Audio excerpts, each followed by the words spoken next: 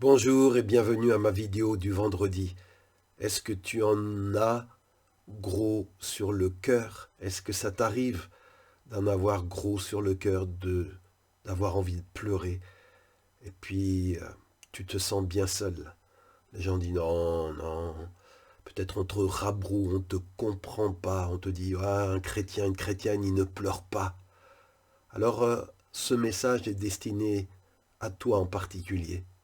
Si dans ton cœur il y a de la tristesse, écoute ce message jusqu'au bout.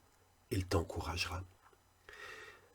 Dans le livre de 1 Samuel dans la Bible, au chapitre 1er, versets 10 à 18, on lit cette histoire d'une femme qui, elle aussi, en avait gros sur le cœur. Alors, tu n'es pas toute seule. D'autres femmes de foi dans la parole de Dieu ont connu cela, savent ce que c'est.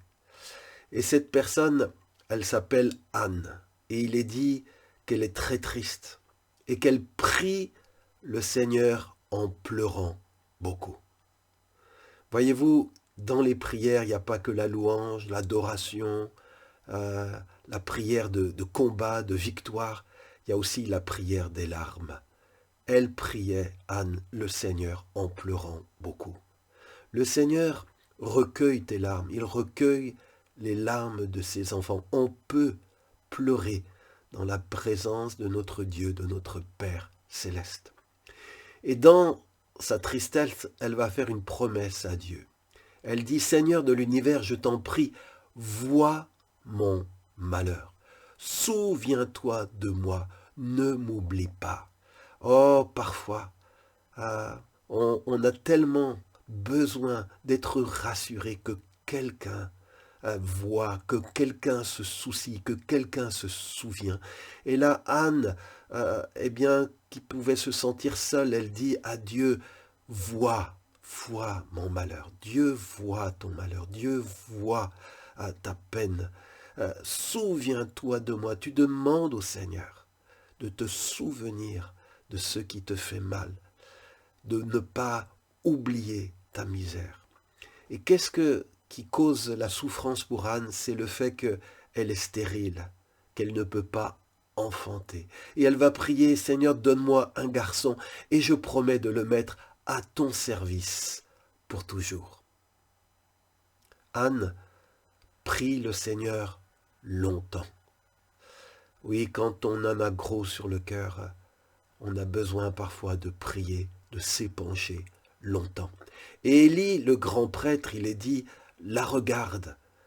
Anne parle dans son cœur, ses lèvres remuent, mais on n'entend pas sa voix. Parfois, les prières ne sont pas audibles, mais elles sont écoutées de Dieu.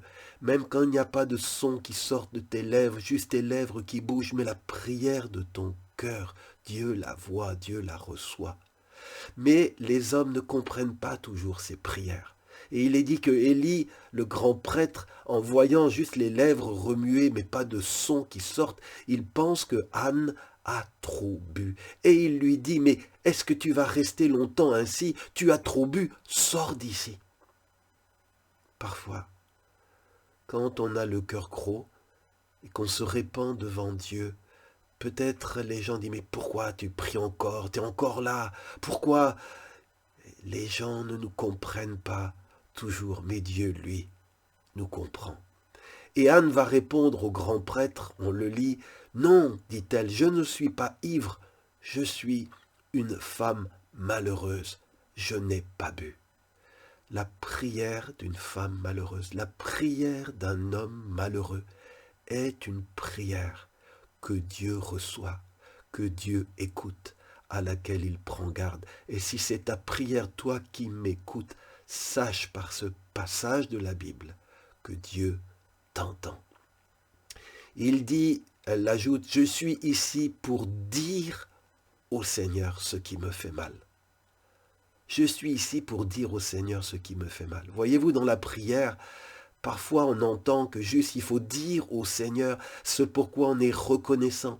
Il faut dire au Seigneur toujours lui dire la louange, toujours le louer, toujours l'adorer, que on ne devrait pas en tant que chrétien, si on est enfant de Dieu rempli du Saint-Esprit, fort dans la foi, on ne doit pas se plaindre devant Dieu, on ne doit pas gémir devant Dieu, on ne doit pas dire à Dieu ce qui nous fait mal.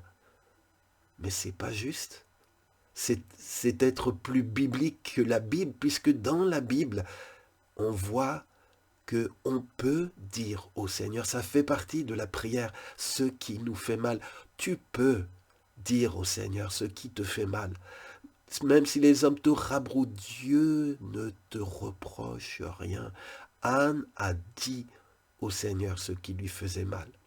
Et elle ajoute, ne me prends pas pour une femme qui ne vaut rien, je suis trop malheureuse et trop triste. Voilà pourquoi j'ai prié si longtemps. Alors, Élie, qui avait porté un mauvais regard, qui avait méprisé cette prière de Anne, va lui répondre, va en paix, et que le Dieu d'Israël te donne ce que tu lui as demandé.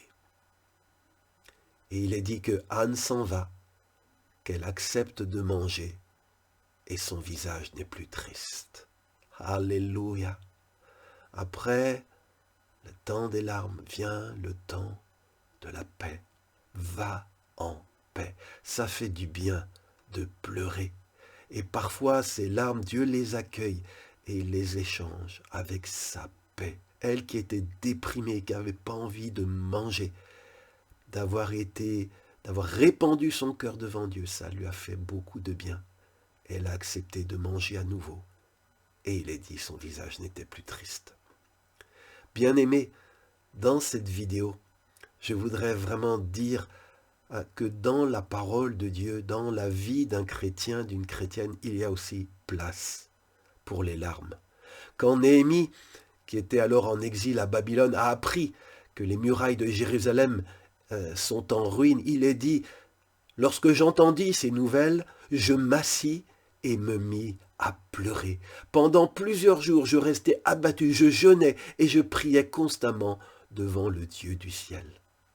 Voilà un autre personne qui en avait gros sur le cœur, Néhémie, en apprenant les malheurs de Jérusalem.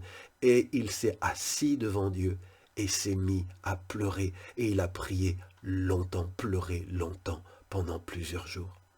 Nous voyons Jésus lui-même pleurer en certaines occasions, comme lorsqu'il apprend que son ami Lazare est décédé. Il est écrit dans Jean 11, 35, Jésus pleura.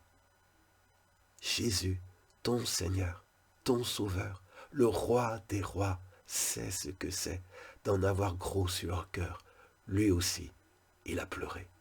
Ou encore, lorsque Jésus entre à Jérusalem, il est écrit que quand il approche de la ville et qu'il la vit, Jésus pleura sur elle. Luc 19, 41. Dieu sait ce que c'est de pleurer sur ses enfants, de pleurer sur son mari, de pleurer sur quelqu'un de sa famille, de pleurer sur son pays.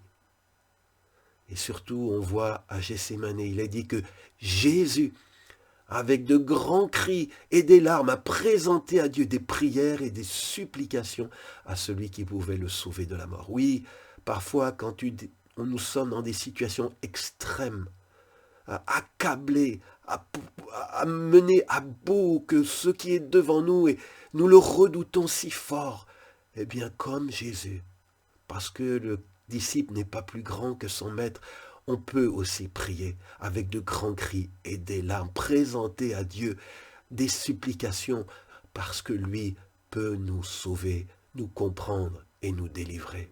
Alors, quand tu en as gros sur le cœur, Dieu te dit, c'est ok, tu peux me dire ce qui te fait mal. Beaucoup pensent que les pleurs sont un signe de faiblesse, mais les psychologues ont mis en avance de nombreux avantages pour la santé mentale et même physique de pleurer. Et le poète latin du début de notre ère, Ovide, écrivait « C'est un soulagement de pleurer. Les peines sont libérées et emporté par les larmes.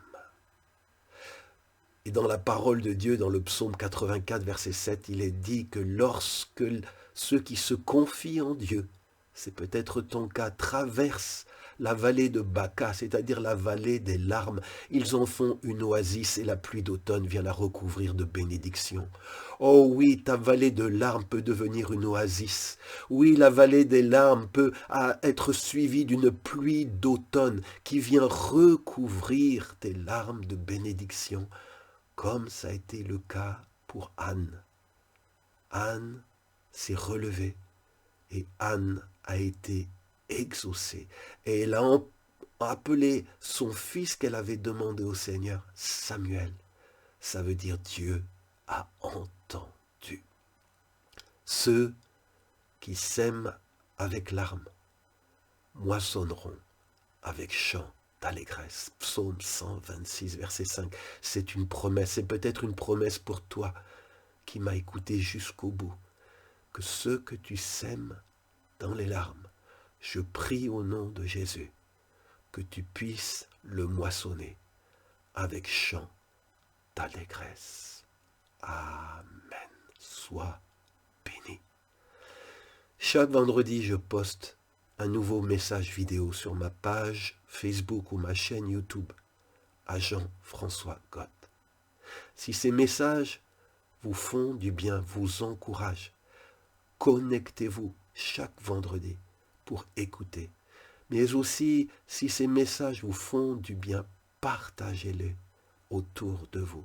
Je vous le demande, ne pars pas sans partager avec tes amis cette vidéo afin que ceux qui, comme toi, traversent la vallée des larmes, qu'elle puisse devenir pour eux une oasis et que la pluie d'automne, la pluie du ciel, puisse venir couvrir cette vallée de bénédiction. Oh, soyez encouragés et bénis. Et je vous donne rendez-vous vendredi prochain. À bientôt.